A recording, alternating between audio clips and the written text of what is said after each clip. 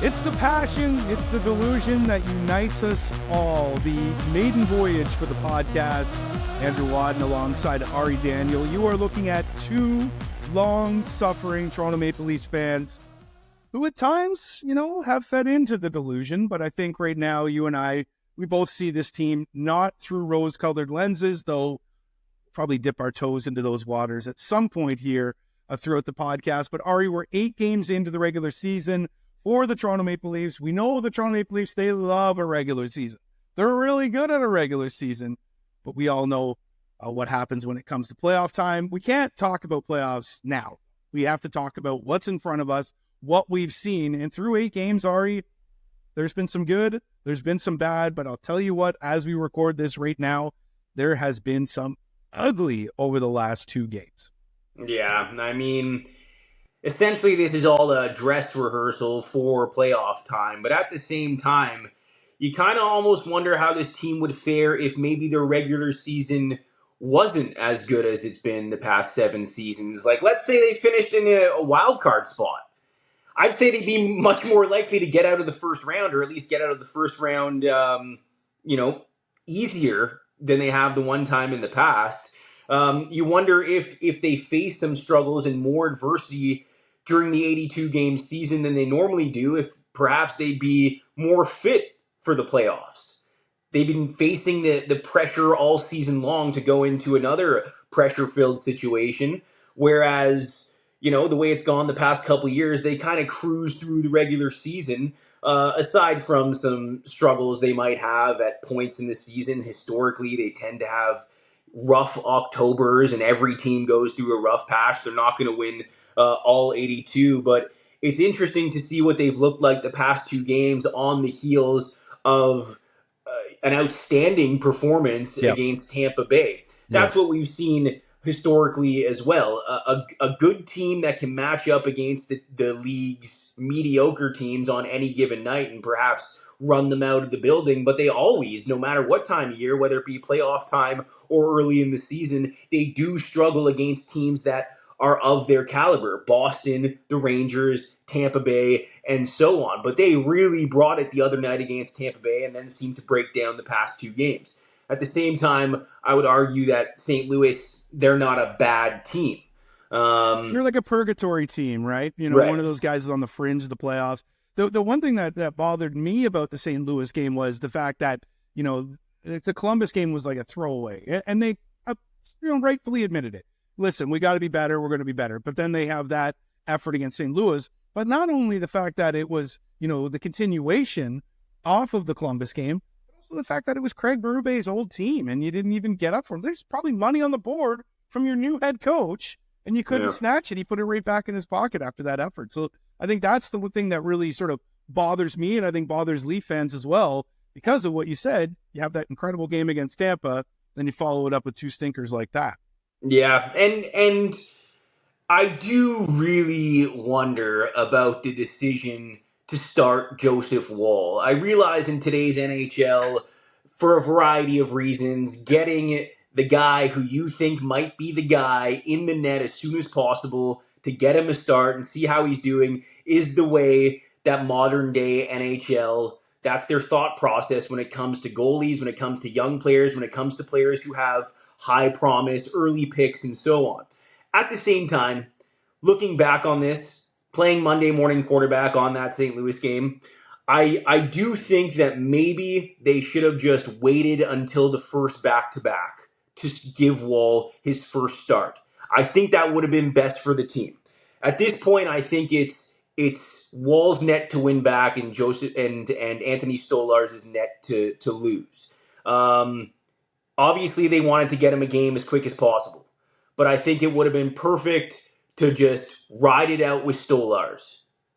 I don't think that was even the best circumstance for Woll. You're throwing him into a game while the team is on, not a streak, but the team is playing well. We're already in a pressure cooker in Toronto. If he gets lit up or even loses his first game, that pressure cooker gets even worse for him. I think if you start him on either end of a back-to-back, regardless of the result, it's nobody's going to think back on that game and go, was that a Joseph Woll did he lose that game for the Leafs? And I don't think he did. Yeah. But I think that would have been a good game to try and keep rolling with Stolarz. So they have had a back-to-back, but of course Wall wasn't available for that. Right. So Hildeby ended up playing that game in Columbus. And again, that was one of those games that if you are going to sort of puke away a game, that's the one, especially after the effort that you had against Tampa, the fact that, you're home to Tampa the next night, you're in Columbus, it's just a tough back-to-back. It's tough to get up. The St. Louis game, though, is one that is hard to swallow. Now, I hear what you're saying about Wall, but Wall didn't lose him that game. Like, the effort was just not there. Right. And if you were to do what you're saying, as I look at the schedule here, we're recording this on Saturday, October 26th. So they play the Bruins this evening, and then they've got Winnipeg on Monday. They got Seattle on Thursday, and then they've got a back-to-back next weekend in St. Louis, in Minnesota. So you'd be looking at like another week before Wool would be able to get in there. So I don't know if I agree with your school of thought on that one. I think that, that would probably have been too long to wait for Joseph Woll to get in the net. And I also think that, you do have to see what you've got right now. You've seen what you've got with Stolarz. I think the early returns you're very happy with it. But this is going to be a tandem this year. Like, we know that it's going to be a fight for the number one position. At the moment, it's a 1A, 1B thing, if you will, with Stolarz really holding on to that 1A, but we've only seen one game from Wall. So I think I disagree with you when it comes to not starting him in St. Louis, but I think the fact that the team just didn't get up for him, that's the concerning part for me. And the fact that it was just a rollover from a really shitty performance against Columbus, and one that they were probably going to be allowed to have.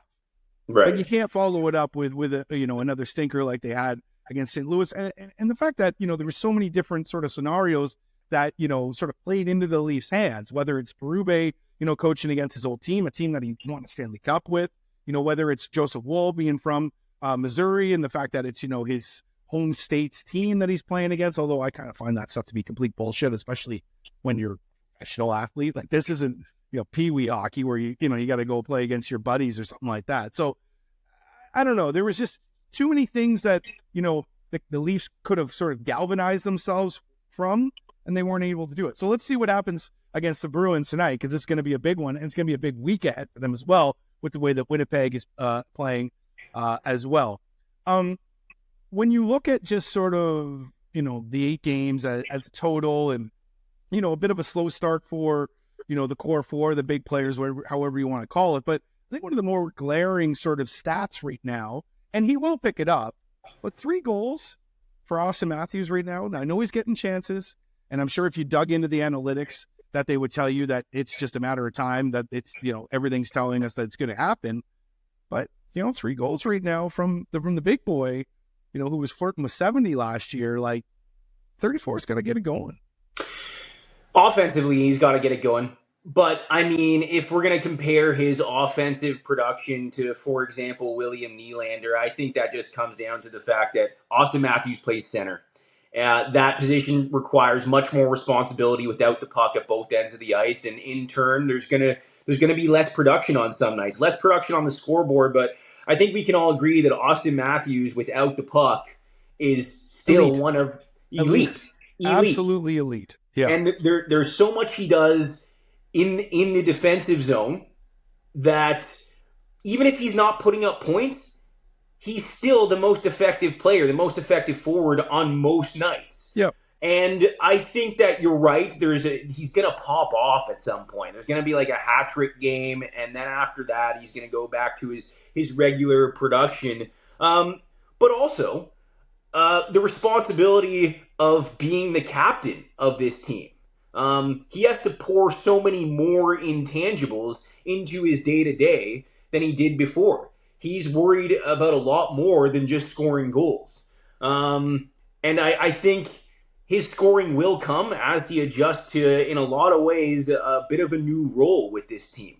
I also think that there are guys on his line are scoring. Matthew, when he plays with Matthew Nyes, Nyes is scoring goals. Nice got 3 goals. Yep. Right. Exactly. So I think that his impact on this team is felt, and I think he's living up to his contract standards regardless of how many goals he's put up so far. He did have what by Auston Matthews standards, would be a slow season 2 seasons ago. I think it was 39, 40 goals or something like that. Let's say he puts up 35 to 40 goals this year. I don't think that we'll look back on that in the end and think that he underproduced because, like I said, without the puck, he's one of the best players in the league still. There are a lot of goal scorers like him who, without the puck, they're not as responsible. And again, they don't play center. And playing center involves so much responsibility. Yeah, 74 games played in the 22-23 season, 85 points. So 40 goals that year. If you get that sort of season from Auston Matthews, but the team sort of locks things up defensively, starts playing that north-south game as opposed to, the east-west, try to dangle everywhere and then, be careful because the puck's going the other way because you turned it over on your blue line. Those are the kind of things I think that Leaf fans would be all right with if the taking the point total down, taking the goals down, if it means a better defensive effort from, Auston Matthews and essentially the whole team. And I'm not saying that Auston Matthews isn't good defensively right now, but I think as a collective, and you talked about dress rehearsal earlier, that's really what this is all about right now, no? Yeah, I mean, let's be real. If Auston Matthews scores 25, but the Leafs win the division, why would we be upset with the amount of goals he scores, right? We love seeing goal scorers score goals. It's fun, it's exciting, especially the way he scores them with his specific skill set, his shot, his ability on the rush, his speed, and so on. It's exciting to see goal scorers score goals. But at the end of the day, we want the team to win. And he doesn't necessarily need to score. He doesn't need to be the top scorer in the league for this team to win. Gabriel, I realize he hasn't played in a while, but Landeskog in Colorado, he's never, consistently an elite goal scorer, but that team was winning and he was a huge part of it. He's never been a Rocket Richard candidate.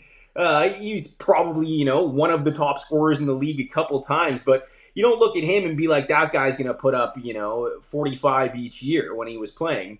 But Landeskog's got McKinnon. McKinnon is Matthews, really. So, bit of a different comparison there because, Landeskog isn't really ever been relied on to be, the point producer that, say, Matthews is because he's got McKinnon. And in fact, he's got a card there as well who's doing ridiculous things already. This year's almost 2 points a game rate.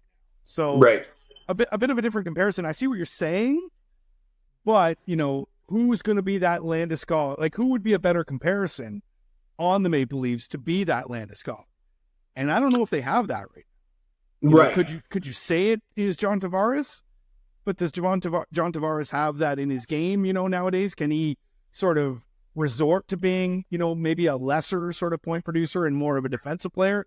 That's a lot to ask somebody who's, getting longer in the tooth, right? Mm-hmm. But we might see Auston Matthews reinvent what makes him an effective player. And that could mean in the end scoring less goals. But to circle back to the beginning, he's probably going to start lighting it up, and he's probably going to finish with 55 goals or something like that. But his slow start is not a concern by any stretch. All right. You brought up the goaltending. You and I have discussed the goaltending. You did a video for our TikTok, and if you're not following us, it's The Passion on TikTok and Instagram. Just look us up. You'll see Ari's pretty face all over our videos. But you talked about the goaltending situation and basically laid it bare and said, it's Anthony Stolarz. He is the number one. Now, as I mentioned earlier, I think the school of thought for the team was, it would be a tandem, 1A, 1B situation. But the early returns are telling us right now that you're not wrong. Anthony Stolarz is proving that, he wants that net. And so far, he's proven that it should be his. Yeah, and looking back to the St. Louis game, I mean, I agree with you in that none of that was on Wall, but you just look back on Stolarz and those saves early in periods, and for the most part, late in games, albeit late in games where the Leafs had a quite a sizable lead, but he's been able to make the routine saves very often. 99.999% of the time, he's making those routine saves. Again, those goals on Wall early in the game or earlier in the game weren't necessarily his fault, but you do wonder if Stolarz would have had those because of his ability to make routine saves much more often than we've been used to since, frankly, the Ed Belfour era. We haven't had a guy Yeah. who can start 50 to 60 games, who 99% of the time will make the routine save all the time. And it so far seems like Stolarz can be that guy. And so when you compare the two in their body of work so far over their career, Stolarz has obviously played a lot more games, but he has a higher career win percentage, better save percentage, better goals against average. And so far, he's handled a heavier workload than he ever has as a backup goalie.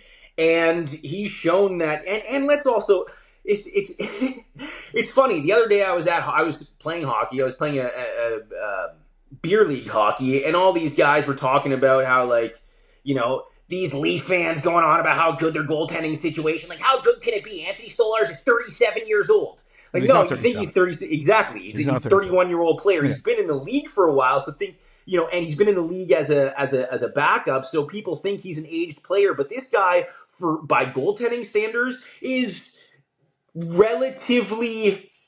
He's seasoned, but he's still got a lot of game left in him and a lot of his career to write. And so I could see him totally taking over as the bona fide number one, depending on how this goes with Joseph Woll. And that's why I do think that they should have just rode him until that next back-to-back. And when you think about the injuries to Woll, I realize that certain players are more prone to injuries for a variety of reasons, most of which you can't fault them for. But imagine Woll didn't get a start until that next back-to-back, which, like you mentioned, is a week from now. That really sends a message that, hey, you can't leave the lineup based on an injury and come back and expect to have your spot handed back to you in any shape or form. Yeah. Keep your body healthy. Yeah, I hear you there, but it's too early. Like, if this was, a quarter of the way through the season, then yes, I could agree with you on that. But right now, like, they have to get Woll goal. Like I said, this is a tandem situation, right? It's a tandem situation until it's not a tandem situation. So basically, Anthony Stolarz or Joseph Woll are going to dictate whether, it's going to be a backup and a starter sort of situation. Right now, it's tandem. So I see what you're saying, and I somewhat agree with you, but I think it's just a little bit too early for that, especially since we haven't seen Woll make his debut yet. And really going into this season, I think a lot of people were like, yeah, Anthony Stolarz could be this great story because of the fact that if you look at his numbers, he was one of the best goalies in the NHL last year. Now, of course, he didn't play as much as, regular starters did. So there was always that sort of, hey, this guy could be this. But I think most people were like, no, but it's still Woll's net, right? So I do see why they put him in there. But the one thing with Stolarz as well is you got to keep in mind that, like, this is his first opportunity to actually be the man. And I think so far so good with him, right? He looks poised. And for all the things that you said as well, just making those simple saves. And then he had that nice one where he pulled it off the goal line against Tampa, and a lot of people loved that one, and he got a standing ovation for it. But you're right. It's more just sort of the calming presence. Hey, this guy's going to make those. We're not going to have a stinker that's going to deflate us. Or as you mentioned in that video that you did, sort of chase the game. So I see why they did what they're doing with Woll. I see how much they do like Stolarz right now. But we do have to keep in mind that it is still a tandem.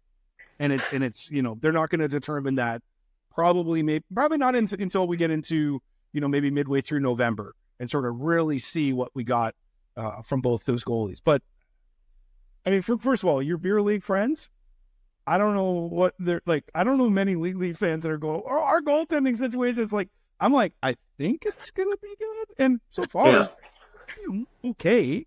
But I don't know many people that were bragging about the. Well, so, I'm here in Vancouver, and so people love to hate the Leafs here. Of course. Yeah. And full disclosure, I'm in Vancouver as well. So for all you in the audience who are new to us, because you're all new to us right now, we are two Leaf fans that live in Vancouver. So we hear all that shit. And you're right. Yeah, it's It's a weird sort of hate that is just sort of embedded into people out here that grow up Yeah. out here, and I get it. You can see it just through the coverage and whatnot. You get Leafs sort of shoved down your throat, and all you want to do is hear the report from our buddies like Farhan Lalji or Dan Murphy on the Vancouver Canucks. Right. Right. And I think that's what, to them, all they've heard is Stolarz the past Yeah, 2 weeks. And so they've yeah, gotten in their mind that we think he's the savior. yeah. Um, Well, Kevin and, Lankinen and out here, right. similar situation right now. Right. And, when you talk about the 1A, 1B situation, I think the reality is, unless you have a Bobrovsky, Shesterkin, or Vasilevsky, Yeah, probably the way to go for any NHL team right now Yeah. is a 1A, 1B Yeah. situation. There aren't enough of those stud goalies to go around for any organization right now. Well, not only I that, think, Ari, but like it's in here. You harken back to the Ed Balfour years. Like, just goalies just aren't built that way. Like, to play Right. 50 games, you're like, oh my God, he's playing 50 games, right? And Right. obviously there are the outliers, Vasilevsky being one of them. But like, yeah, they're just not sort of built the way they used to be. Now, that also has a lot to do with the way the game is played now, too, right? Like, the game goes sideways really quickly, and goaltenders moving laterally like that, it's tough on their joints, right? So, and it's just look at 80s, 90s hockey. Like, the goaltending has come a long way, if not the furthest way, really, amongst all the position players on the ice, right? Yeah, and I mean, to circle back to Vancouver, Thatcher Demko, who, because of just years of having to deal with that cross ice pass here in Vancouver, Canucks fans will know what I'm talking about. Oh, yeah. They bled he's that.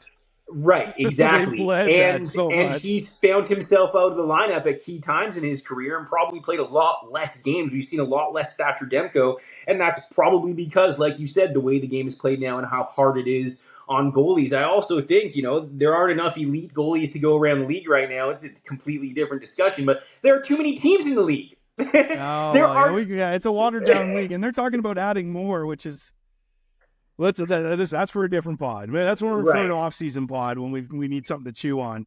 Yeah. Let's pivot though real quickly, because I got a couple more things I want to get to before we wrap things up. Right now we're potentially looking at a cap crunch. Our buddy David Alter, who is of course been covering the Leafs for years, good friend of ours, works for the Hockey News. He is reporting today that Yanni Hakanpää and Connor Dewar are making the road trip with them as the Leafs head to Boston to play this evening. They are not eligible to play just yet. They have to miss 3 more games due to the LTIR rules, but they are with the team right now. And the reason why I bring that up is, well, I think we want to see what, the friendly giant, or hopefully not so friendly giant, Yanni Hakanpää brings to the table. We know what Connor Dewar brings to the table, but also B, like, what's going to happen with this cap right now? Because right now they got enough room to add Connor Dewar and Connor Dewar only. Right. They don't have enough room to add Hakanpää. And that brings me to Timothy Liljegren, who is sitting up in the press box making $3 million while eating popcorn right now. So it's a cap crunch that they're going to have to figure out. But also, too, like, Ari, how many people are lining up for Timothy Liljegren at that ticket right now? If teams are interested in him, and there will be teams interested. Right shot defenseman, he's 25, 24, however old, he's still relatively young. Right shot guy, as I mentioned. And, but they're not gonna take on that whole salary. They're gonna go, well, hey, you guys are up against it. Why would we help you out right now for what is essentially just a bottom pair guy? Which is also why I wondered tonight why Philip Myers is getting his first NHL game as opposed to Liljegren getting a chance to be showcased to other teams. But to your point, at the end of the day, I think that the Leafs end up eating, 40 to 50% of his salary in a trade. But even that doesn't get it done, though, Ari. Like, look, you got to line up the dollars here. Like, there's still going to have to be somebody else moved out. I mean, I know you and I, like, obviously this is the first of our pods, but, you and I talk Leafs all the time. And if you go back and look at our videos that are up on the social media, like, you talked about David Camp perhaps being a guy that the Leafs should look at shipping out. Now, you do like what he brings sort of on the defensive side of the game, but he brings nothing offensively, and he just doesn't give you the value of his ticket. But that being said as well, how many teams are lining up for David Camp at, what does he make, 2-4? I believe I have it open here. But yeah, it's something like 2-4 for Camp. Yeah, exactly. He's 2-4. And not only that, he's got 2 more years left after this. Like, these are the kind of, I don't want to say anchor contracts, but these are the kind of contracts that sort of, add to the weight of that anchor when you start piling them up because of the fact that these guys are just inefficient and not giving you the value and hurting you. And I think that given the situation here in Toronto, we think that maybe David Camp wouldn't be of value to another team, or at least, like you said, given his ticket. But there are teams around the league that struggle with depth, that struggle to win faceoffs, that struggle on the penalty kill. And right now happens to be one of a very few seasons that we can look back on the Leafs bottom six of the lineup and say, hey, we've got some depth. There are guys that can fill that role if David Camp is gone. Whereas in other years, you couldn't really say that. Pontus Holmberg, Steven Lorentz, Connor Dewar. It's a lineup that is in a lot of ways deeper when it comes to filling a role like David Camp's. A lot of teams can't say they do have many guys like that. The problem with Camp, though, is that Camp costs you a Connor Dewar and a Steven Lorentz combined. Right. That's how much Camp costs you right now. You could say that maybe, given their performance thus far, that, Steven Lorentz is exceeding the expectations of his contract. I think when it's all said and done, Pontus Holmberg will exceed the expectations of his contract. These, in my mind, are two really good depth players in terms of what they offer the penalty kill defensively, some offensive upside at times. And there are teams around the league that really struggle to kill penalties. And I think an experienced penalty killer like David Camp would be of value to a team that isn't pushed up against the cap and can afford him. But at the end of the day, you're right. Both of those players, being Liljegren or Camp, are going to have to go. Can I see them both going in the same deal? Probably not. But like you said, something in the next couple of days is going to have to transpire to be able to fit these guys into the lineup. That's just the reality of it. That is legitimately just the reality of it. And then you see guys like Myers getting elevated over Liljegren right now. It's just telling the whole league that we don't like this player.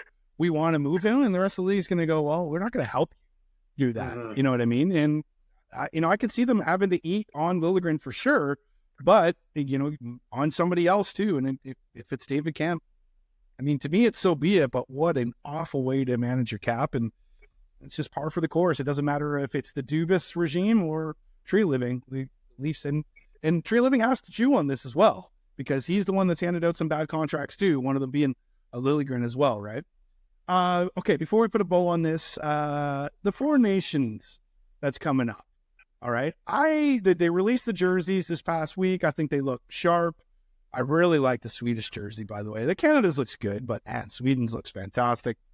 Regardless, I don't think enough people are getting on board with this. And I feel like, because I'm one of these people that's excited about it, but I feel like it's going to take the actual tournament happening before people are like, you know what, actually, no, this is good.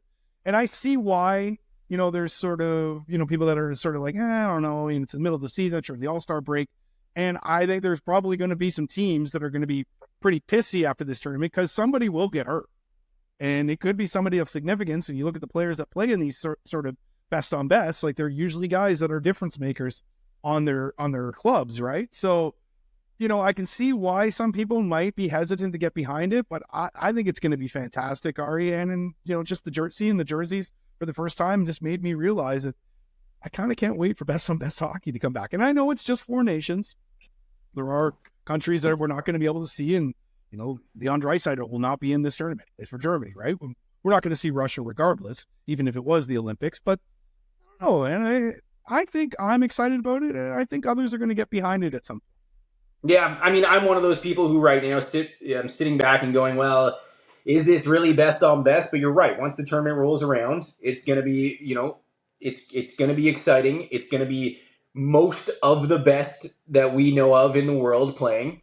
And we're going to be watching. We're going to be glued to it because it's going to be hockey at its best. But at the same time, if the idea is to grow the game, I think that at the end of the day, it would have been more impactful for the sport and the league if they had just been sent to the Olympics.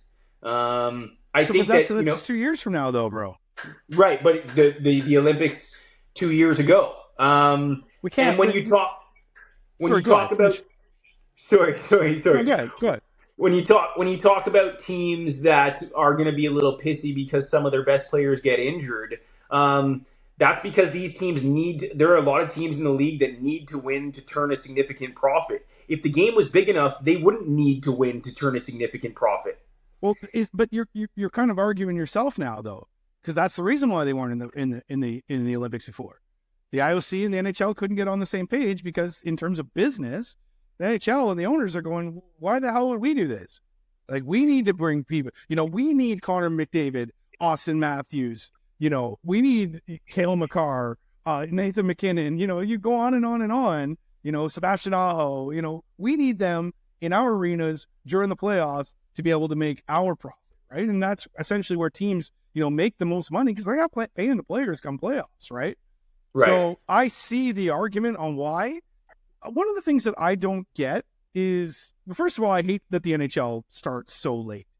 Like, why are we not playing hockey in September, right? Why isn't Labor Day weekend the start of the NHL season? And if that's not going to be the case, and it's not, then why not hold the best on best tournament then? Like, why not? Why didn't we have 4 nations from, in the month of September? These guys are ramping up anyway. These NHL players, they take like 2 weeks off. They're in tip-top shape. They're on vacation doing workouts. You know what I'm saying? Like, these guys, this isn't back in the day where you use training camp to get yourself ready for the season. They're always ready, right? And then if you put a tournament like that, I mean, what a way to sort of kickstart your season. And if you do get a significant injury at that point, and hopefully it's not something that, has you out for a full, season. But if it is something that's just a few weeks, then your player can get back into the lineup. But when you're looking at it in February with the playoffs right around the corner, you're rolling a bit of dice at that point. So I would prefer to have seen it in the fall. But at the same time, too, like I said, I think it's going to be one of those things where most people are downplaying it right now. But once it happens, I think we're all going to get on board. And hopefully we can see Canada take it home. Though that U.S. team's going to be pretty damn good, man. Yeah. The biggest question for Canada, obviously, going to be who's starting in net. Well, yes, we all know that. We know it won't be Joseph Woll for the Americans because they have a lot of depth there. Maybe Anthony Stolarz will be considered. He's Canadian, right? No, I think he's American as well. I believe. There you go. So they have all the goaltenders. Oh, that's right. Yeah, no, you're right. That's right. I remember when they were over in the swamp there, they mentioned that. So there you go. So Americans have all the goaltenders. We got what? Sam Montembeault? Is that Montembeault, Bennington. Well, after the way Bennington Hill played against, he was good against the Leafs, although he didn't really have to be that stellar in a 5-1 blowout.